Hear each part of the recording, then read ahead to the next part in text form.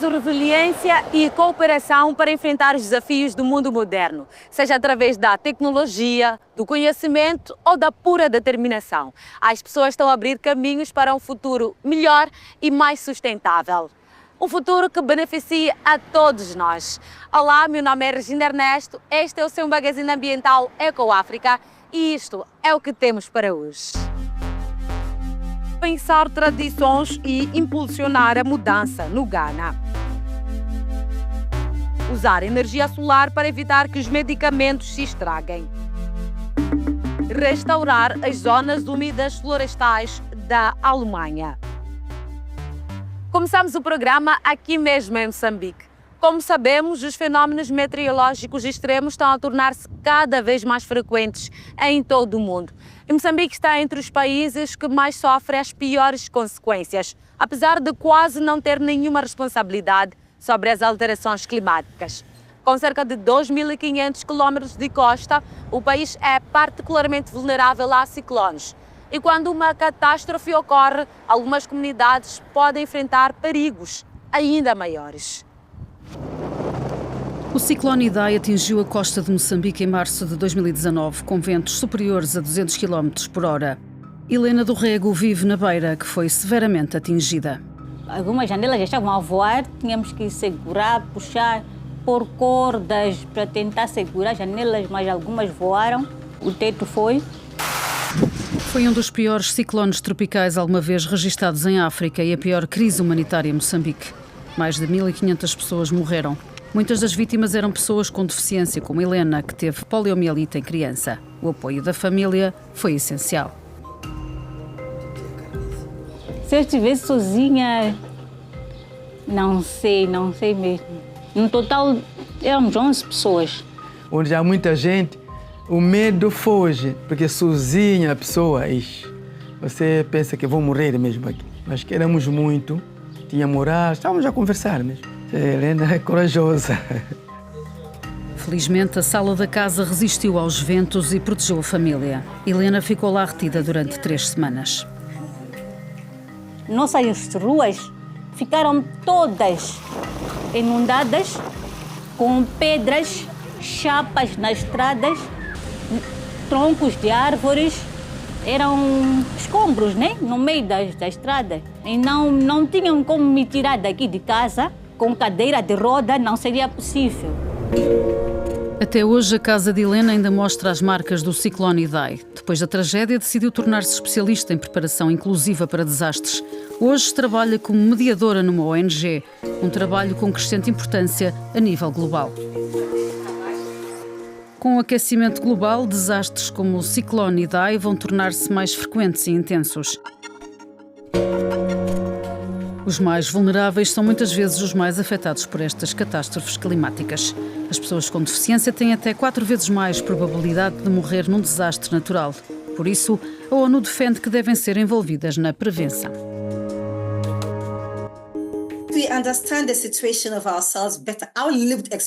Nós compreendemos melhor a nossa situação, mas experiências vividas não devem ser subestimadas. Além disso, somos especialistas em muitas áreas e contribuímos para enriquecer os resultados de debates, planeamento, implementação e desenvolvimento, colocando os direitos humanos no centro.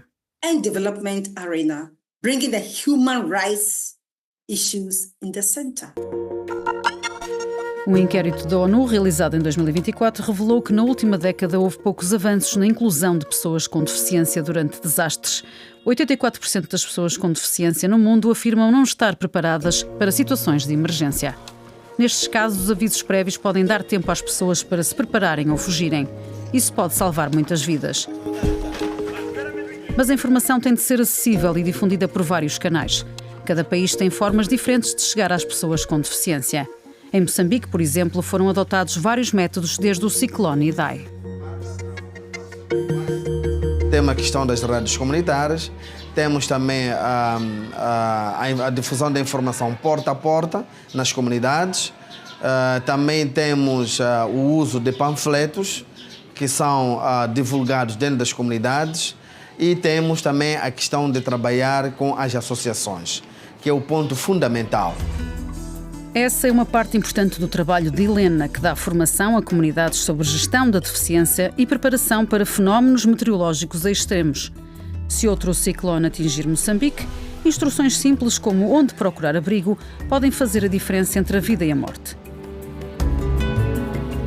Mas o trabalho também passa por conhecer bem as comunidades.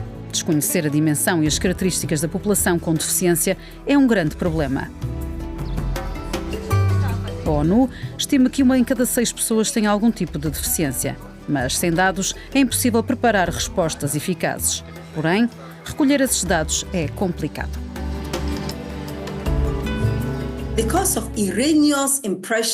Devido a percepções erradas, estigmas e discriminação, por vezes as pessoas com deficiência são escondidas.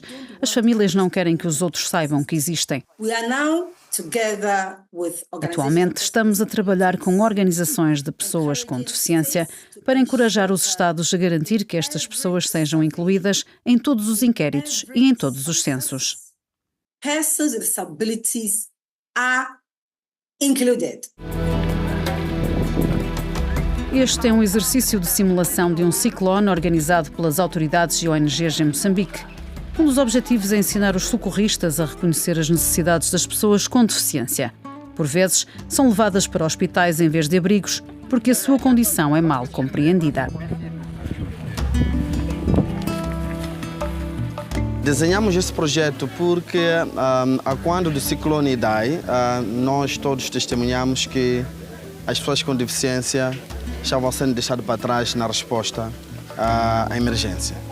E nesse contexto vimos que havia necessidade, não basta apenas apoiarmos de forma pontual quando acontece um fenômeno, mas era preciso também capacitar aquelas instituições que gerem a situação de desastres naturais. A resposta a desastres deve ser inclusiva e considerar as necessidades de pessoas com diferentes tipos de deficiência. A melhor forma de o fazer é ouvi-las. Por isso, foram criados comitês de gestão de risco e desastres em comunidades locais e todos têm pelo menos um membro com deficiência. Nós fazemos parte dessa sociedade, então é necessário que haja inclusão em todos os sentidos. Sendo nós mesmos ali a falarmos, é fácil eles lembrarem-se de nós, né? Eu que nem um grito, né? Dizer que estamos aqui. A inclusão das pessoas com deficiência na gestão de riscos e desastres tem o poder de salvar vidas e mostra-nos também o enorme potencial que se pode desencadear quando eliminamos barreiras e criamos oportunidades. E agora seguimos para a Europa, concretamente para as zonas úmidas da Alemanha.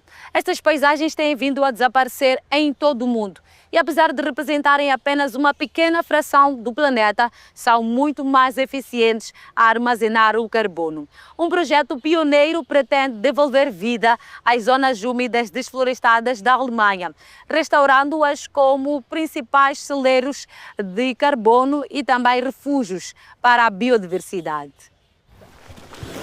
Esta é uma zona úmida em formação. E isso exige maquinaria pesada, muito trabalho árduo e ainda mais tempo. Antes, as florestas dos montes metalíferos no sudeste da Alemanha estavam repletas de turfeiras. Quase todas foram drenadas para plantar abetos de crescimento rápido durante o auge da mineração. Agora está em marcha um plano de recuperação. As zonas úmidas ajudam a preservar a biodiversidade, a enfrentar as alterações climáticas e a gerir os recursos hídricos de toda a região. As autoridades florestais estão dispostas a ir longe para manter a água aqui. Trata-se de uma barreira feita de larício destinada a reter a água e a ajudar a restaurar a zona úmida. Romy Wellner coordena um projeto que tem como objetivo reumedecer as turfeiras florestais drenadas na região dos Montes Metalíferos, na Saxónia. Esta zona úmida foi drenada de forma intensiva há 200 anos, através de um sistema abrangente de valas de drenagem. Na altura foi necessário muito trabalho para drenar a terra. Agora temos de fazer o mesmo esforço para tapar as valas para reumidificar a área. A área está entrecortada por valas de drenagem. As zonas úmidas florestais tendem a ser relativamente pequenas, com apenas cerca de 5 a 6 hectares. Numa primeira fase, prevê-se restaurar cerca de 80 hectares de turfeiras nos montes metalíferos. Isso representa apenas uma fração das zonas úmidas originais dos montes metalíferos. A maioria foi drenada e precisa de ser revitalizada. Estamos a falar de um total de 60 km². A equipa recorre frequentemente a drones para sobrevoar as zonas úmidas e monitorizar o progresso do projeto, documentando também o aparecimento de novos cursos de água na floresta. As diferentes tipologias de vegetação são registadas por scanners a laser, que também analisam o impacto do aumento da umidade do solo. Queremos que as árvores morram devido às condições de umidade. No melhor dos cenários, algumas destas árvores coloridas que vemos aqui irão desaparecer com o tempo, abrindo espaço para áreas muito mais abertas. Ali perto podemos ver como poderá ser o futuro. Há mais de um ano, as valas de drenagem foram bloqueadas nesta zona. Agora, a água está a 10 centímetros da superfície. Os primeiros resultados são promissores.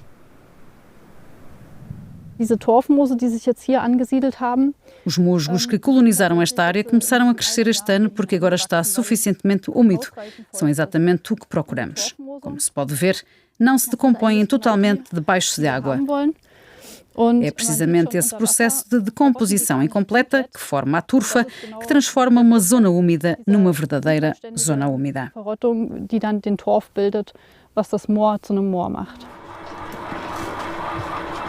Mas será que isso também ajuda o ambiente? Aqui no coração da floresta, investigadores do Instituto Thunen estão a medir o tipo e a quantidade de gases emitidos pelas áreas reumidificadas.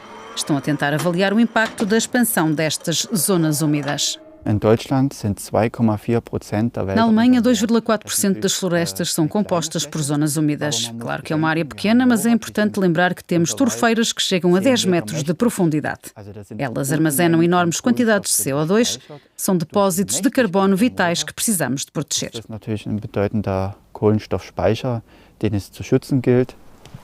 As alterações climáticas também estão a afetar as florestas dos montes metalíferos. O gestor florestal Johannes Riedel trabalha aqui há décadas e conhece bem a importância da região.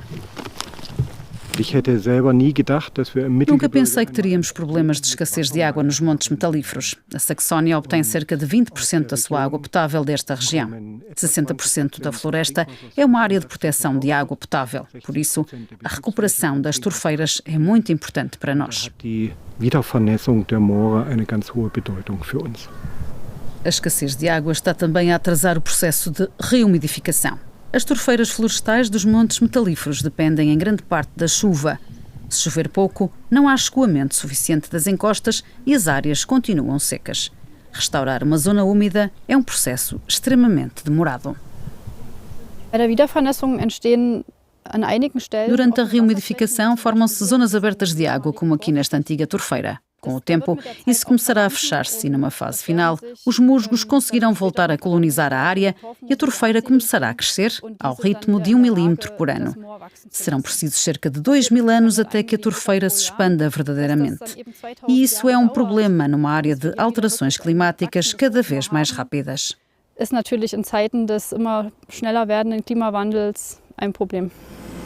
Mas isso não desmotiva ninguém por aqui. Ainda há muitas áreas drenadas na lista de tarefas da equipa. Levará gerações até que as turfeiras florestais dos montes metalíferos consigam cumprir o seu potencial como habitat biodiverso, reservatório de água e depósito de carbono. De volta ao continente africano e ao Ghana. Algumas pessoas já acreditam que o mau comportamento influencia no clima, e que só apaziguando os deuses espirituais é que as coisas podem melhorar.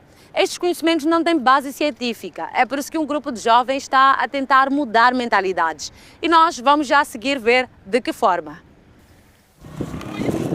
Todos desejam o mesmo, fazer algo contra as mudanças climáticas. A Brigada Jovem de Catástrofes está a desafiar as tradições na comunidade de Nanieri, onde as estações secas estão a durar mais e as colheitas pouco tempo. No entanto, Binjiangpo Nassa ainda usa velhos rituais.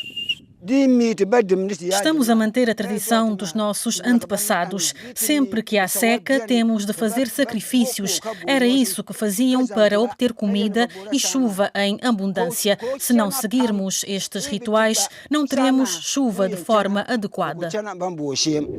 No nordeste do Ghana, as estações normais de chuva estão a deixar de acontecer, sendo substituídas por tempestade de areia ou chuvas torrenciais. Na comunidade, cada vez mais agricultores cultivam até às margens do rio, onde a terra é mais fértil, mas muitas vezes perdem-se as colheitas. É por isso que a Brigada Jovem marca as zonas ribeirinhas que não devem ser plantadas. Os jovens são voluntários que receberam formação da Organização Nacional de Gestão de Catástrofes.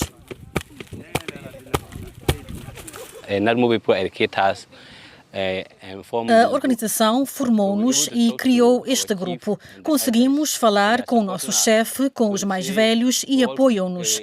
Dizem que devemos fazer tudo o que pudermos para reduzir o impacto das inundações. Estabelecemos como regra a criação de zonas tampão longe do rio. Isso irá reduzir as inundações. As culturas próximas do leito do rio têm consequências negativas para o ambiente, alertam cientistas. Quando se cultiva perto de massas de água, elas começam a diminuir. Nessa altura, também se dá a erosão e a deposição de sedimentos no leito. Quando a massa de água diminui, invariavelmente, isso afeta a quantidade de precipitação que se tem numa área.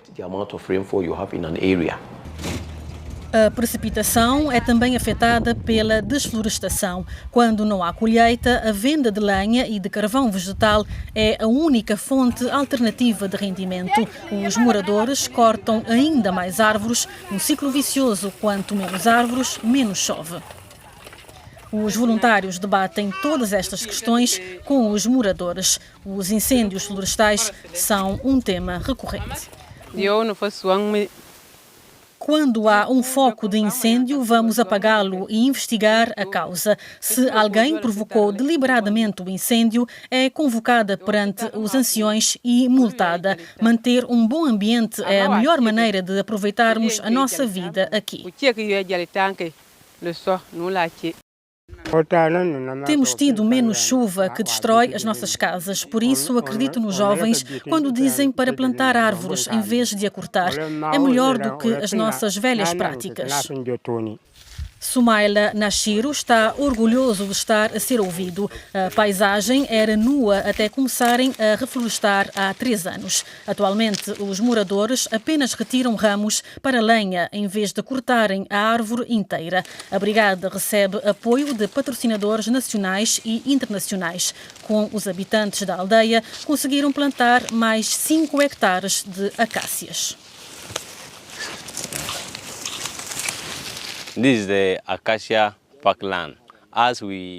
Como impedimos as mulheres de cortarem árvores para lenha e carvão, plantamos estas acácias e durante os próximos 3 anos terão assim lenha para prepararem a sua comida.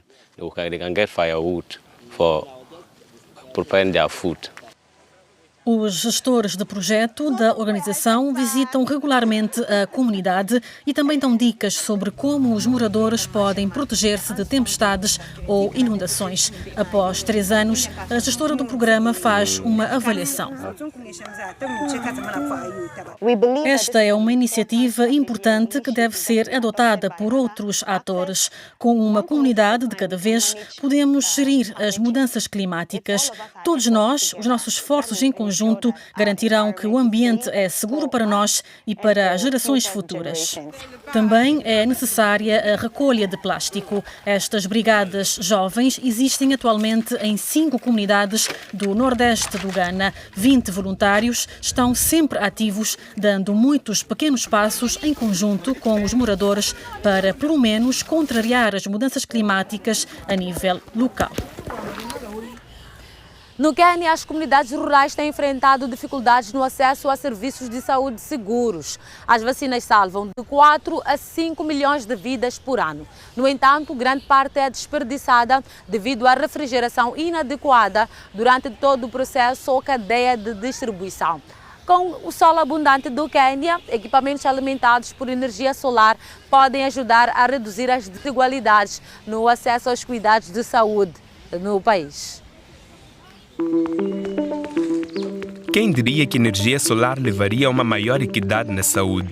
Observe essa clínica móvel do Quênia. Todo o seu equipamento é abastecido por energia solar.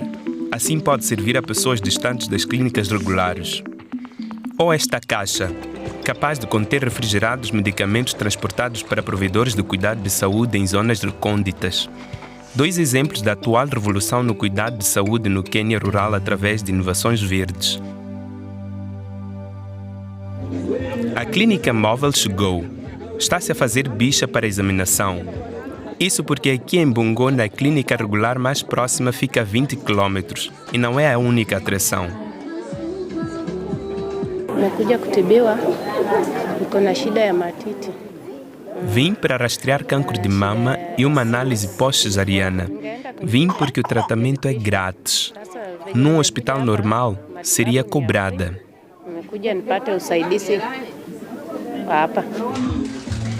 Lá dentro, a mamografia é feita atrás de uma cortina. As clínicas móveis usam energia solar mesmo para o ar-condicionado. Esse suprimento de energia é o que possibilita serviços no campo. O caminhão vem da ONG AMREF, que é financiada pelo governo queniano e parcerias internacionais.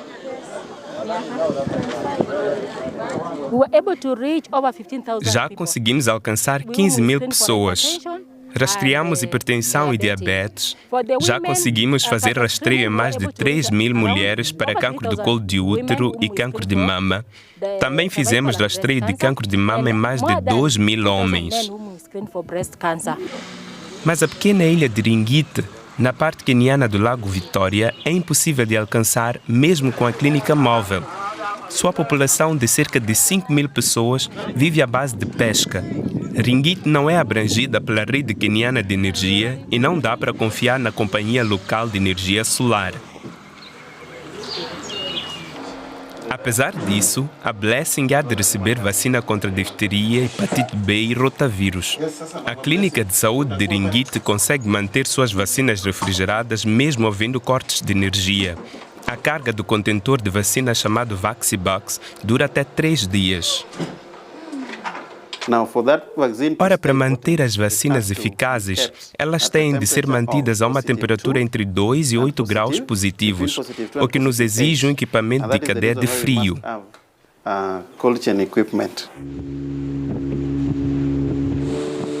A vacina para a Blessing teve um caminho longo até chegar aqui.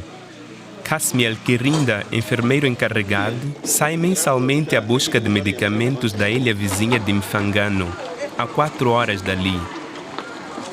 A Vaxibox é essencial para manter frios os inóculos durante o trajeto. Então vai-se para o centro econômico e capital queniana de Nairobi.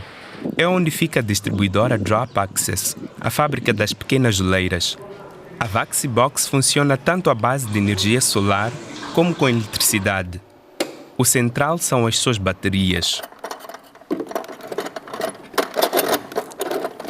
A Vaxibox foi inventada por Nora Magero, a primeira mulher queniana a receber pela inovação em engenharia o Prêmio África do Reino Unido. Sua própria experiência inspirou-o a criar uma solução. Passei por desafios ao tentar vacinar a minha filha, porque vou para a clínica e não há vacinas, especialmente depois de um corte de energia longo. Por isso procurei uma solução que permita a mães como eu terem as vacinas das suas crianças. De volta à clínica da ilha de Ringit, graças às vacinas da mini geleira, a pequena Blessing finalmente pôde ser vacinada. Alguns meses atrás, isso não seria possível. Esta é a primeira vez que os seus serviços são bons. Requisitamos com tempo e podemos receber as vacinas aqui. De outra forma, seria estressante, pois o hospital mais próximo está em Bita, que fica bem longe. Eu costumava fazer imunização uma vez por mês, porque não tínhamos equipamento para armazenar as nossas vacinas. Daí passamos a reunir as mães num dia específico para a imunização. Mas com a VaxiBox conseguimos garantir imunização diariamente. Desde 2021, caixas de aço inoxidável como esta fizeram chegar vacinas a mais de 1 milhão de pessoas e até gado. Elas garantiram vacinação regular para 250 mil menores de 5 anos de idade. É tudo por hoje. Gostaríamos imenso de saber a sua opinião sobre o nosso programa. Por isso, não hesitem em nos contactar através do eco@dw.com. Pode também visitar o Eco África online para mais reportagens. Eu sou Regina Ernesto e despeço-me a partir de Maputo, em Moçambique. Até para a semana.